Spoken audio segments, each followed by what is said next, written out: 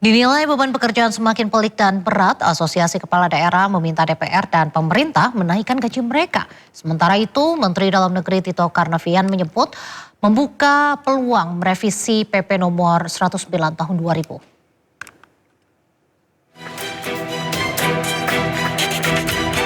Di tengah maraknya kepala daerah terjerat kasus korupsi, DPR dan Kementerian Dalam Negeri justru tengah mempertimbangkan menaikkan gaji para kepala daerah. Usulan berawal dari keluhan para kepala daerah. Mereka menilai saat ini tugas kepala daerah kian pelik. Tidak hanya menjalankan fungsi pemerintahan, tapi juga mengurus konflik sosial hingga konflik agraria. Melakukan revisi terhadap PP nomor 109 tahun 2000 tentang kedudukan keuangan kepala daerah dan wakil kepala daerah. Poin 2 ini sudah 26 tahun tidak ada penyesuaian, sedangkan perkembangan situasi ekonomi politik kita semakin kompleks dan tanggung jawab kepala daerah juga semakin besar. Tapi ini peraturan pemerintah sudah 26 tahun tidak ada penyesuaian. Menanggapi usulan dari anak buahnya, Menteri Dalam Negeri Tito Karnavian menyebut membuka peluang merevisi peraturan pemerintah nomor 109 tahun 2000 yang mengatur keuangan termasuk gaji para kepala daerah. Tito menyebut aturan berusia 26 tahun itu memang sudah saatnya dievaluasi. Ini dibuat peraturan ini di tahun 2000. Sekarang kita tahun 2026. Sudah 26 tahun peraturan ini dibuat. Situasi sudah berubah. Kenaikan harga juga barang-barang sudah berubah. Kurs juga sudah berubah. Kalau mungkin mau dilakukan penyesuaian, disesuaikan keadaan saat ini, itu bisa saja dilakukan penyesuaian. Tapi sekali lagi, kalau yang berkaitan dengan PAD, saran kami ini juga dipertimbangkan. Meski membuka peluang untuk menaikkan gaji para kepala daerah, namun menurut Tito, besaran dana operasional nanti akan disesuaikan dengan prestasi dan capaian kinerja para kepala daerah. Tim Liputan Ainus melaporkan. 5 bupati di Jawa Tengah terjaring operasi tangkap tangan KPK. Daftar ini menambah panjang kepala daerah yang terlibat korupsi. Minta maaf ya. Usai ditetapkan sebagai tersangka, Bupati Pemalang Anom Widiantoro minta maaf. Bupati Pemalang Anom Widiantoro ditetapkan tersangka usai terjaring operasi tangkap tangan bersama 20 orang lainnya di Jakarta, Pemalang, dan Purworejo. Anom diduga melakukan pemerasan melalui orang kepercayaannya ke sejumlah perangkat daerah maupun rekanan swasta dengan total terkumpul 1,98 miliar rupiah. Anom menambah daftar panjang kepala daerah asal Jawa Tengah yang terjerat kasus korupsi. Gubernur Jawa Tengah Ahmad Lutfi pun buka suara. Lutfi mengaku lelah atas banyaknya kepala daerahnya yang diduga korupsi. Lutfi juga menegaskan tak lagi ada titip-menitip proyek.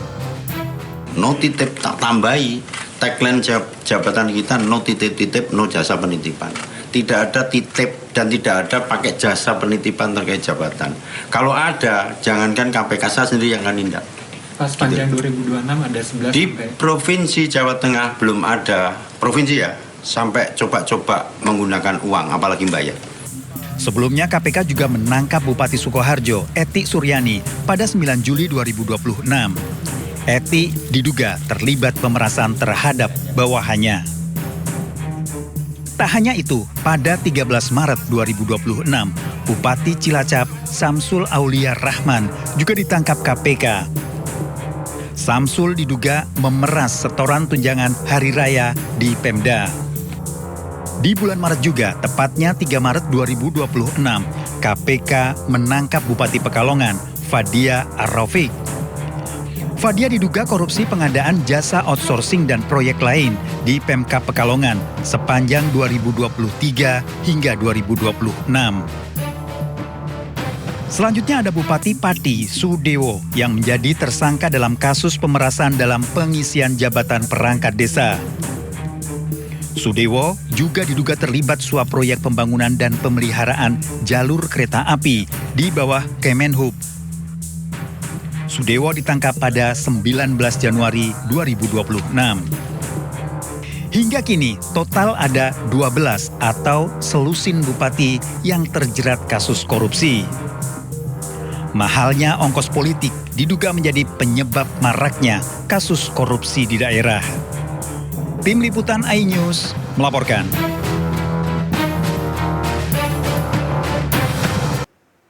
Pemirsa, Kepala Badan Gizi Nasional Sudaryono menyambangi langsung para korban dugaan keracunan MBG di sejumlah rumah sakit di Semarang. Total terdapat 707 korban usai mengonsumsi MBG pada Jumat kemarin.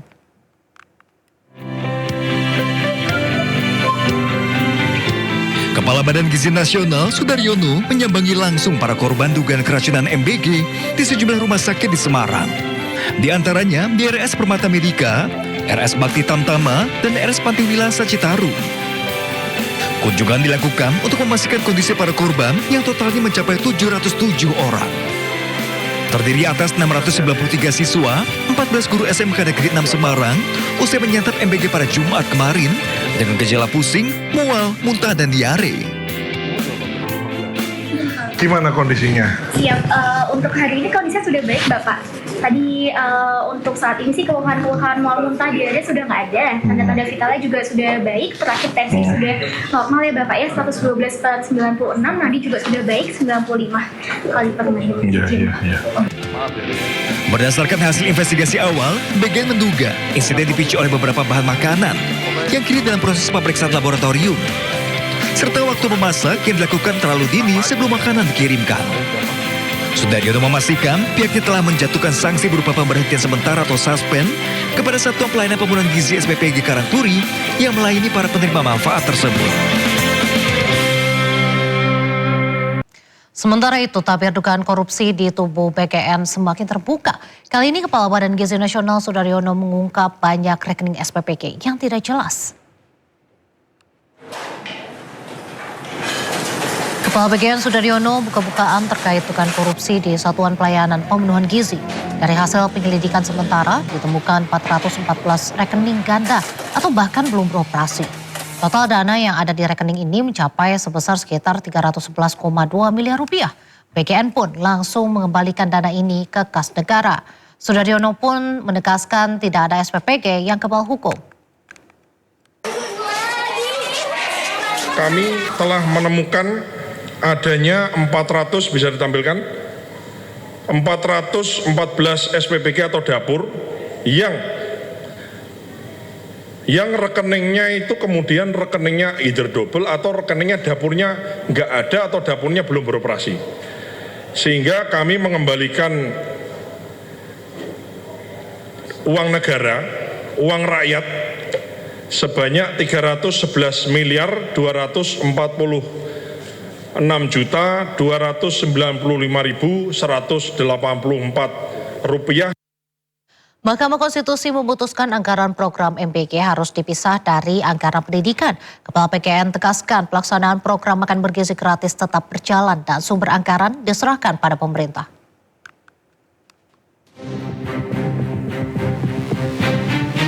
Mahkamah Konstitusi tegaskan makan bergizi gratis bukan bagian dari komponen utama biaya operasional penyelenggaraan pendidikan. Pemerintah mengalokasikan anggaran pendidikan 769,1 triliun rupiah atau sekitar 20% APBN di 2025 dan dari jumlah tersebut 223,6 triliun rupiah dialokasikan untuk program MBG bagi peserta didik. Menteri Sekretaris Negara Prasetyo Hadi mengatakan pihak Istana Kepresidenan akan mempelajari lebih dulu putusan MK terkait pemisahan anggaran program MBG dari anggaran pendidikan dalam APBN.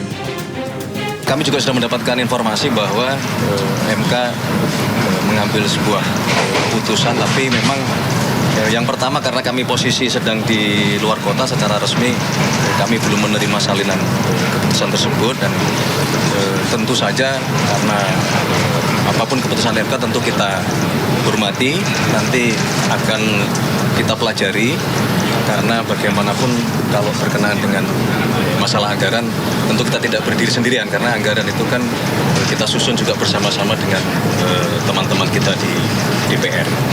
Jadi mohon waktu. Badan Gizi Nasional atau BGN menyatakan pelaksanaan program makan bergizi gratis atau MBG tetap berjalan di tengah putusan Mahkamah Konstitusi yang mewajibkan pemisahan anggaran pendidikan dan MBG. Kepala BGN menegaskan lembaganya tidak berwenang menentukan sumber anggaran karena merupakan kewenangan pemerintah. Itu pasnya ditanyakan ke Pak Purbaya ya saya kira. Karena kami ini kan mau anggaran nyantol di mana kan kita menjalankan anggaran itu kan gitu. Sebelumnya Mahkamah Konstitusi memutuskan mengabulkan sebagian gugatan uji materi program makan bergizi gratis yang diajukan Yayasan Taman Belajar Nusantara bersama 6 pemohon lainnya. Dalam putusannya, MK memerintahkan anggaran program makan bergizi gratis harus dipisahkan dari anggaran pendidikan paling lambat di APBN 2028. Dari Jakarta, tim liputan iNews melaporkan.